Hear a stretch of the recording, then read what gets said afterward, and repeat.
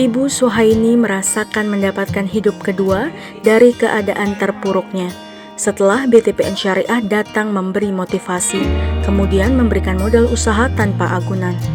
Ibu Suhaini dari lingkungan Bertai Selatan, Kelurahan Sandubaya, Kota Mataram, saat ini boleh bernafas lega. Usahanya lebih longgar. Ibu 4 anak ini juga merasa memiliki keluarga baru sebagai nasabah BTPN Syariah. Betapa tidak, sepanjang ia menjadi nasabah BTPN Syariah, setiap 2 minggu sekali ia disambangi karyawan BTPN Syariah. Memotivasinya menanyakan perkembangan usahanya, mengontrol pembukaan usaha dan mengawal manajemen usahanya termasuk memberikannya pelatihan. Berawal sekitar 8 tahun lalu, kondisi ekonomi Ibu Suhaini boleh dibilang terpuruk. Usaha telurnya bangkrut. Ekonomi keluarganya ia harus jalankan cukup berat. Awal saya bergabung dengan BTPN Syariah itu sejak anak saya masih baru berhenti melahirkan, di mana pada saat itu usaha saya itu lagi jatuh. Awal usaha saya itu usaha telur, Pak.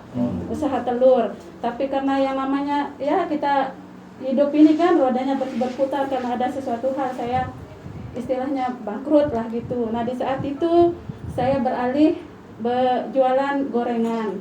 Saya nitip di warung-warung. Nah, dikasih modal awal sebesar 3 juta dari Bank BTPN Syariah. Nah, itu sebagai modal awal saya. Pada saat itu kan saya butuh transportasi untuk mengantar gorengan ke Narmada, ke sana kemari. Kan kalau ngojek ongkosnya 20.000.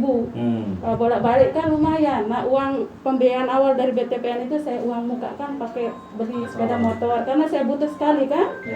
Nah, setelah itu untuk siklus kedua saya diberikan lagi pembiayaan sebesar 5 juta dari BTPN Syariah. Saya gunakan untuk membeli alat-alat buat bikin jajan itu seperti parut listrik, dan saya sisakan lagi untuk membeli tabung. Siklus ketiga dikasih 15 juta, saya gunakan untuk ini dah usaha saya. Saya beli etalase dan perlengkapannya. Sampai saat ini alhamdulillah usaha saya sudah berkembang. Dari jual gorengan kan sudah tetap sih bikin jajan sama kios sembako lah istilahnya. Cuma terdampak pandemi ini kan kita harus punya menyiasati lah istilahnya. Kalau kita bergantung pada satu usaha ini kan tidak mungkin kan. Saya jual bikin bakso, bikin peyek, masih bikin jajan-jajan yang lainnya lah Bu, untuk di luar usaha ini kan yang namanya bisnis kuliner juga kan itu kebutuhannya tidak akan pernah mati kan, bisnis kuliner itu seperti itu.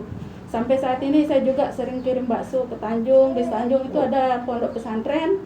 Per 3 hari itu saya kirim 1 juta.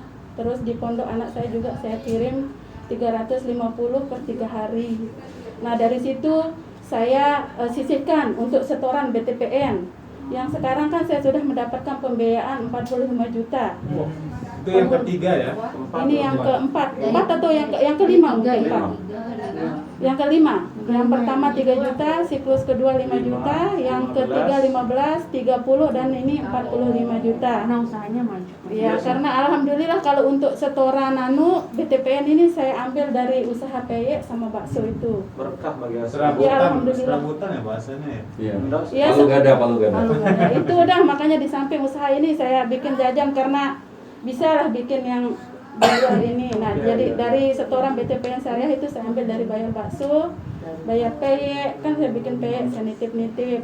Saya sisihkan di sana, alhamdulillah setorannya bisa saya setor sebesar 1.745.000, tapi saya setor ke BTPN Syariah sebesar 1.900.000 per 2 minggunya. Saya kasih nabung 145. Ya, alhamdulillah. Dari tahun berapa berarti itu Bu? Yang mulai melahirkan? Mulai 3 juta. Mulai dari 3 juta ya? 3 juta itu, ini anak saya sekarang sudah kelas 2. Dia berarti umurnya 8 tahun. 8 tahun. 8 tahun yang lalu udah saya bergabung bersama Tapi cepat BTPN. ya, dikasih siklus sampai kelima. Ya, alhamdulillah, karena saya merasa dikasih kehidupan yang kedua lagi, karena di mana kepercayaan itu kan sulit di saat kita jatuh itu. Dulu sempat berpikir susah bangunnya gitu ya? susah Tapi ada banget BTPN yang bisa fasilitasi. ya alhamdulillah ada BTPN yang memfasilitasi saya dengan modal awal 3 juta. Dari situ saya tidak pernah lihat uang 3 juta itu seperti apa, langsung saya Pakai modal itu ya. pakai modal untuk uang buka motor. Sampai sekarang motor itu masih ada, motor putih itu sampai dia lunas. Iya, betul-betul kita mulai dari nol udah sama BTPN ini. Masya Allah. Memang sesuai dengan visi dan misi kita itu adalah untuk pemberdayaan masyarakat prasejahtera. Iya. Nah, dan kami komitmen untuk tetap melayani masyarakat prasejahtera itu. Kenapa kok memang kita itu fokus di sana? Satu, pertama masyarakat prasejahtera atau ibu-ibu ini yang ada di daerah ini unbankable. Mereka nggak punya akses ke bank. Jadi untuk nabung, apalagi untuk permodalan. Nabung aja kan ya mohon maaf, jangan kata kok ibu-ibu nasabah kami, kita semuanya aja kalau nabung ke bank 50.000 kan mesti kan malu ya Mas ya. Datang ke bank nabung 50.000 malu lah. Ibu-ibu, kalau ibu Suhaini mah nggak ngomong, sekali nabung 200-300 ribu. Tapi kalau nasabah yang lain kadang kan ada yang nabung 2.000, 5.000 ya Bu ya. Nah, sama nasabah kami, sama petugas kami pasti selalu diterima. Kedua juga nasabah kami dari masyarakat prasejahtera itu tidak punya akses untuk menuju ke bank. Mereka harus datang ke kantor bank, harus berpakaian rapi, ada kendaraan, ongkos dan sebagainya, tidak memungkinkan. Justru di kami itu adalah nasabahnya memang masyarakat prasejahtera, tapi pelayanannya kayak nasabah premier di bank lain. Kalau di bank lain nasabah premier kan duduk manis di rumah dijemput, datang dikasih apa tanda tangan. Nah sama seperti kami. Kami pun juga nasabah ini, kami yang datang ke rumah, kita adakan kumpulan, kita adakan pelatihan. Salah satunya seperti tadi yang sampaikan sama Ibu, kita juga adakan pelatihan manajemen keuangan secara sederhana. Karena kan memang kalau usaha kecil itu rata-rata kan pencatatan keuangannya kan tidak rigid lah.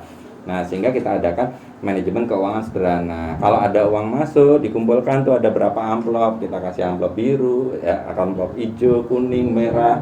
Kita kasih nama-nama. Oh, yang pertama begitu uang masuk stop dulu, jangan langsung dibelanjakan, disisihkan dulu untuk makan, disisihkan dulu untuk angsuran, disisihkan untuk tabungan. Nah, dari situ ya masing-masing ibu-ibu mempraktekannya dengan caranya sendiri-sendiri. Dan setiap 2 minggu, setiap kali datang, seperti yang tadi disampaikan sama Bu Suhaini juga, kita juga mengadakan pendampingan, ada pelatihan yang macam-macam. Dan misalkan kita juga berikan akses, kita hubungkan dengan nasabah yang lain, yang misalkan ada akses, ada produksi apa yang lain. Kemudian juga misalkan kemasan, kalau nasabahnya produksi, kita arahkan masalah kemasan, kayak izin edar, BPOM dan sebagainya. Nah, lebih ke arah situ. Nah, supaya kita memang berharap bahwa nasabah-nasabah ini artinya jadi berdaya. Kita juga membangun ekonomi dari bawah, mulai dari yang paling kecil yaitu unit keluarga. Itu kita nanti bisa bergeraknya menjadi untuk mendukung ekonomi secara lebih besar.